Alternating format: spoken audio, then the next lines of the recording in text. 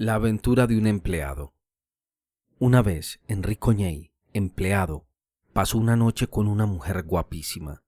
Al salir de la casa de la señora, temprano, el aire y los colores de la mañana primaveral se desplegaron ante él frescos, tonificantes y nuevos, y le parecía que caminaba al son de una música. Es preciso decir que Enrico Ñey debía aquella aventura solo a un afortunado cúmulo de circunstancias, una fiesta de amigos, una disposición particular y pasajera de la señora, por lo demás mujer controlada y que no se abandonaba con facilidad, una conversación en la que él se había sentido insólitamente cómodo, la ayuda, por una y otra parte, de una ligera exaltación alcohólica, fuese real o simulada, y también una combinación logística apenas forzada en el momento de la despedida.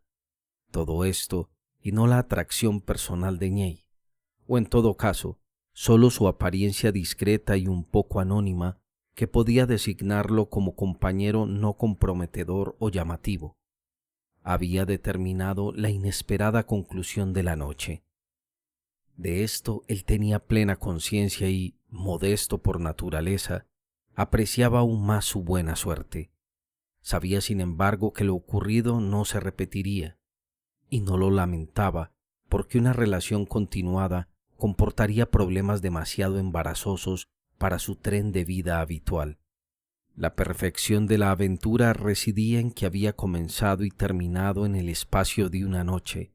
Aquella mañana, pues, Enrico Ñey era un hombre que había tenido lo mejor que se podía desear en el mundo. La casa de la señora estaba en la colina. Ñey bajaba por una avenida verde y olorosa. Todavía no era la hora en que solía salir de su casa para ir a la oficina. La señora lo había despachado en ese momento para que los criados no lo vieran. El no haber dormido le pesaba y hasta le daba una lucidez como artificial, una excitación no ya de los sentidos, sino del intelecto, un moverse del viento, un zumbido, un olor de árboles, le parecían cosas de las que en cierto modo debía adueñarse y disfrutar, y no se readaptaba a modos más discretos de gustar la belleza.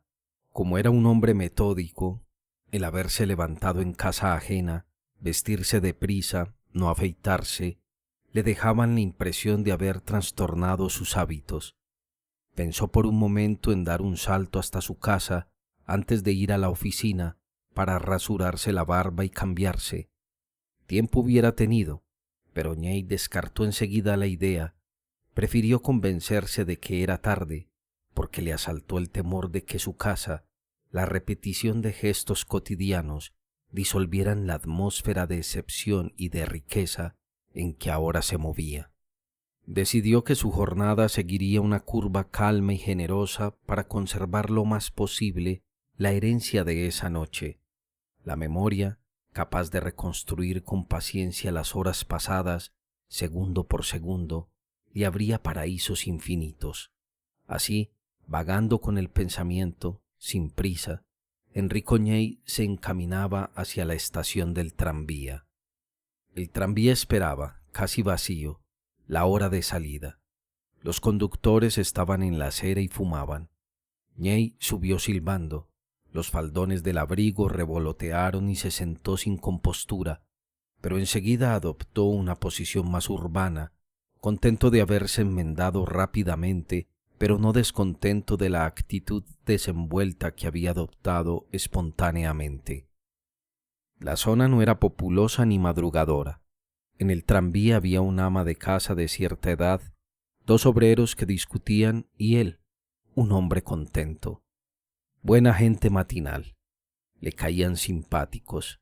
Él, Enrico Ñey, era un señor misterioso para ellos, misterioso y contento, que nunca habían visto en ese tranvía a esa hora. ¿A dónde iría? Se preguntaban quizás en ese momento, y él no mostraba nada, miraba las glicinas. Era un hombre que mira las glicinas como hombre que sabe mirar las glicinas. De esto Enrico Ñey era consciente. Era un pasajero que le da al cobrador el dinero del billete y entre él y el cobrador había una relación perfecta de pasajero y cobrador. Nada podía ser mejor. El tranvía bajaba hacia el río. Buena vida aquella. Enrico Ñey se apeó en el centro y entró en un café. No el habitual, un café todo de mosaicos. Acababan de abrir. La cajera todavía no había llegado. El camarero preparaba la máquina. Ñey dio unos pasos de propietario por el centro del local, se arrimó al mostrador, pidió un café, eligió un bizcocho en la vitrina de pasteles y lo mordió, primero con avidez, después con la expresión de quien tiene la boca cambiada por una noche fuera de lo común. Sobre el mostrador había un periódico abierto. Ñey lo hojeó. No había comprado el periódico aquella mañana, y pensar que al salir de casa era siempre lo primero que hacía. Era un lector consuetudinario, minucioso, seguía hasta los hechos más nimios y no había página que pasara sin leer. Pero aquel día su mirada corría por los titulares sin despertar ninguna asociación de ideas. Ñey no conseguía leer. Tal vez, suscitada por el bizcocho, por el café caliente o porque el efecto del aire matinal se iba atenuando, una ola de sensaciones de la noche lo asaltó de nuevo. Cerró los ojos, alzó la barbilla y sonrió. Atribuyendo la expresión satisfecha a una noticia deportiva del periódico, el camarero le dijo: «Ah, está contento de que el domingo vuelva Bocadase», y señaló el titular que anunciaba la curación de un centro medio. Ñey leyó, se contuvo y en vez de exclamar como hubiera querido: «¡Qué Bocadase ni qué cuentos, amigo!», se limitó a decir: «Ah, sí, sí». Y como no quería que una conversación sobre el próximo partido desviara la plenitud de sus sentimientos, se dirigió a la caja donde entretanto se había instalado una cajera joven y de aire desilusionado. «Bueno, pago un café y un bizcocho», dijo Ñey, confidencial. La cajera bostezó. «¿Tan temprano y con sueño?», dijo Ñey. La cajera, sin sonreír, asintió. Ñey adoptó un aire cómplice. «Ajá. Anoche durmió poco, ¿eh?». Reflexionó un momento y después, convencido de que estaba con alguien que lo comprendería, añadió: «Yo no me he acostado todavía». Después calló, enigmático, discreto. Pagó, saludó a todos, salió, fue a la peluquería. «Buenos días, señor. Tome asiento», dijo el peluquero en un falsete profesional que a Enrico Ñey le sonó como un guiño. «A ver si nos afeitamos», contestó con escéptica condescendencia, mirándose en el espejo. Su cara, con la toalla anudada al cuello, parecía un objeto aislado, y algunas señales de cansancio, que el porte general de la persona ya no corregía, cobraban relieve, pero seguía siendo una cara completamente normal, como la de un viajero que se apeara del tren al alba, o de un jugador que ha pasado la noche jugando a las cartas, de no ser, para distinguir la índole particular de su fatiga, por cierto aire, observó complacido Ñey, distendido e indulgente, de hombre que ha tenido lo suyo y está preparado tanto para lo malo como para lo bueno. «A caricias muy distintas», parecían decir las mejillas de Ñey a la brocha que las cubría de espuma caliente. «A caricias muy distintas a las tuyas estamos acostumbradas». «Raspa, navaja», parecía decir su pie. «No rasparás lo que he sentido y sé». Era para Ñey como si se desarrollase una conversación llena de alusiones entre él y el barbero, que también callaba, manejando con atención sus instrumentos. Era un barbero joven, poco locuaz más por falta de fantasía que por reserva de carácter, tanto que, por conversar, dijo: «Este año, qué buen tiempo ya hace. La primavera». La frase le llegó a Ñey justo en plena conversación imaginaria y la palabra primavera se cargó de significados y sobreentendidos. «Ah, la primavera», dijo con una sonrisa de experto que le quedó en los labios enjabonados, y ahí la conversación se agotó.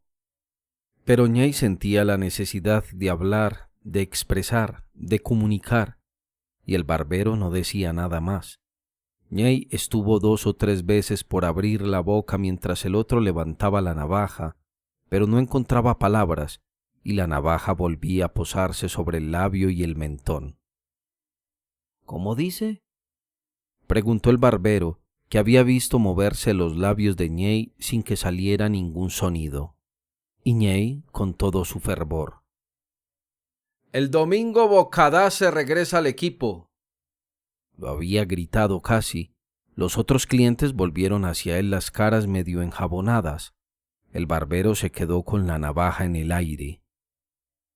«Ah, usted es del...», dijo, un poco disgustado. «Yo, sabe, soy del...», y nombró el otro equipo de la ciudad. «Oh, los del... el domingo tienen un partido fácil, seguro». Pero su fervor ya se había apagado. Afeitado, salió. La ciudad estaba animada y sonora. Recorrían los cristales relámpagos de oro. El agua volaba en las fuentes. Los troles de los tranvías sacaban chispas a los cables. Enrico Ñey estaba como en la cresta de una ola. Ímpetus y languideces se alternaban en su corazón. «Pero si eres Ñey». «¿Y tú, Bardeta?». Había encontrado a un antiguo compañero de escuela, a quien no veía desde hacía 10 años. Se dijeron las frases acostumbradas, el tiempo que había pasado, cómo no habían cambiado. En realidad, Bardeta estaba bastante canoso y la expresión de zorro, un poco viciosa, de su cara, se había acentuado. Ñey sabía que Bardeta estaba en los negocios, pero había tenido percances poco claros y hacía tiempo que vivía en el extranjero. «¿Sigues en París?». «En Venezuela. Estoy a punto de regresar. ¿Y tú?». «Siempre aquí». Y a pesar suyo se sonrió incómodo, como si se avergonzase de su vida sedentaria, y al mismo tiempo le dio fastidio no ser capaz de dar a entender a primera vista que su existencia era en realidad la más plena y satisfactoria que cupiera imaginar. «¿Y te casaste?», preguntó Bardeta. A Ñey le pareció que esta era la ocasión de rectificar la primera impresión. «Soltero», dijo. «Yo siempre soltero. Resistimos». Así era. Bardeta, hombre sin prejuicios, en vísperas de marcharse a América, sin más vínculos con la ciudad y sus habladurías, era la persona ideal para que Ñey pudiera dar rienda suelta a su euforia, el único a quien podía confiar su secreto. Más aún, con él hubiera podido exagerar un poco, hablar de su aventura aquella noche como de un hecho para él habitual. «Así es», insistió. «Nosotros somos la vieja guardia de los solteros, ¿no?». Queriendo remitirse a la fama de frecuentador de bailarinas que había tenido Bardeta en una época. Y ya estudiaba la frase que le hubiera servido para entrar en el tema, algo como: «Mira, justamente anoche, por ejemplo». «Yo, en realidad, ¿sabes?», dijo Bardeta con una sonrisa un poco tímida. «Soy padre de familia, tengo 4 hijos». A Ñey le llegó la respuesta mientras estaba creando a su alrededor la atmósfera de un mundo absolutamente sin prejuicios y epicúreo, y se quedó un poco desorientado. Miró a Bardeta, solo entonces percibió su aspecto raído, mal entrazado, su aire de preocupación y cansancio. «Ah, 4 hijos», dijo en tono opaco. «Te felicito. ¿Y allá, cómo te las arreglas? Bueno, nada demasiado brillante. Es como en todas partes, ir tirando, mantener a la familia. Y separó los brazos con aire de vencido.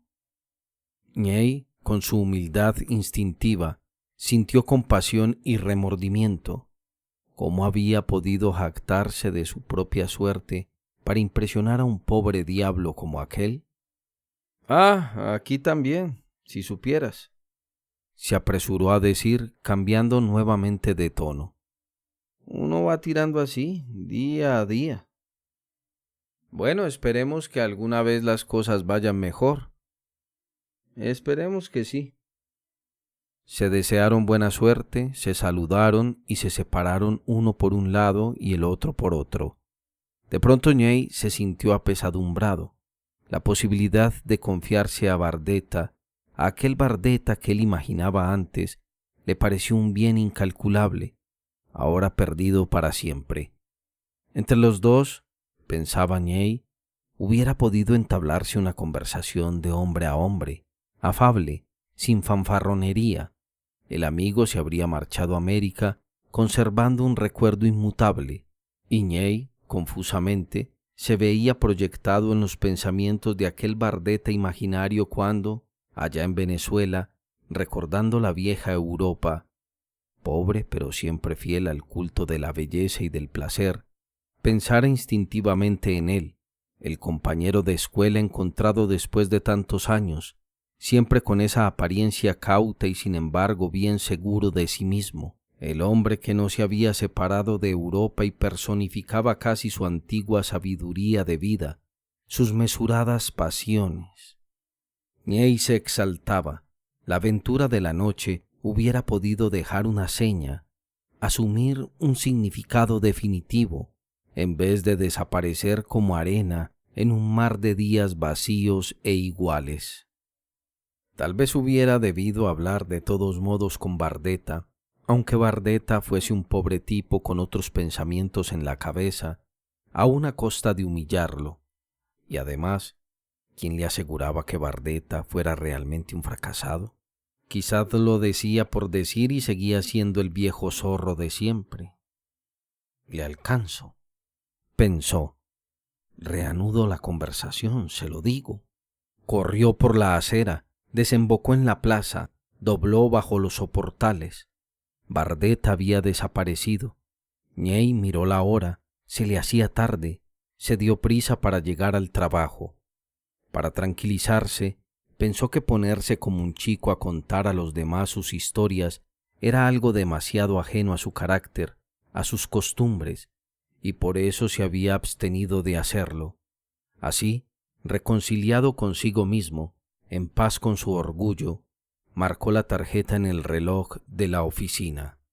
Ñey alimentaba hacia su trabajo esa pasión amorosa que, incluso inconfesada, enciende el corazón de los empleados no bien saben de qué dulzura secreta y de qué furioso fanatismo se puede cargar la práctica burocrática más corriente, el despacho de correspondencia ordinaria, el mantenimiento puntual de un registro.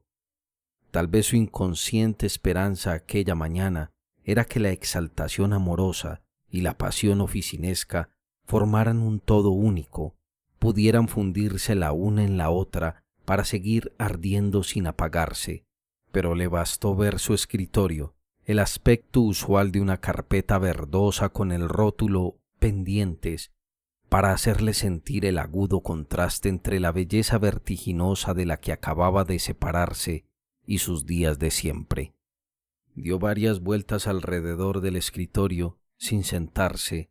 Le había saltado un repentino, urgente enamoramiento de la señora guapa y no podía tener paz. Entró en la oficina contigua donde los contables tecleaban con atención y disgusto.